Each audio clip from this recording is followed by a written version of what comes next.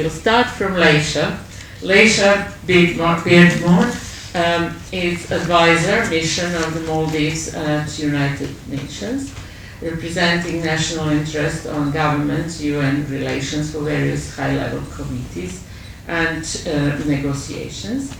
Global Island Partnership. The work has taken place with several island IGOs, NGOs and private sector bodies, addressing the vulnerability of CIDS, both at a grassroots program and macro policy level. She was also in Y20 for 2014 Australia, selected by a panel of judges to present the UK at Youth 20 segment of G20 and summit on,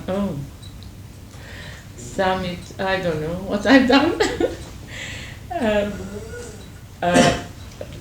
She also had professional, young professional for 9 years, working with both local and international NGOs.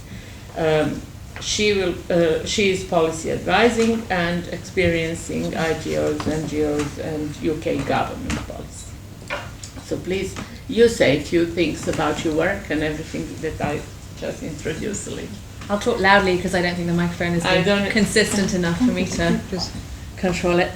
So my name's Leisha. At the moment I'm working as an advisor at the United Nations, working with different island states and least developed countries, and I'm a consultant for DFID with the DFID Ethiopia, looking at gender and gender mainstreaming into programs. I was really lucky because I knew what I wanted to do from an early age. I was 15 when I first knew I wanted to work with vulnerable people and vulnerable groups, which has meant that I've seen a shift in how both gender and youth have been integrated into the process of policy making and program management.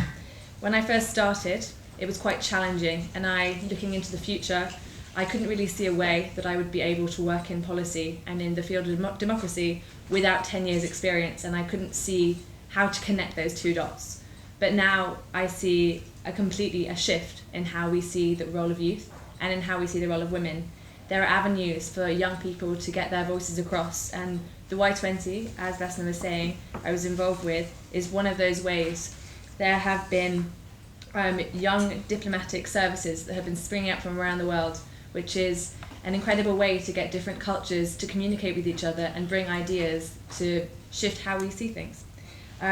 With this in mind, how youth have been involved in policy, from what I've observed, is kind of connected to a speech that I heard at an event on women in policy making. Now, at this event, they were talking about how the role of women in policy making shouldn't just be about talking about women. Women in policy making should be able to talk about whatever they want to as a qualified woman, and I think that's an interesting way of seeing the role of youth, is that it's not just about young people talking about youth issues. It's about how they connect with issues that will affect them today and in the future. So in this way, there is also great value of having long-term experience as there is being fresh to a sector.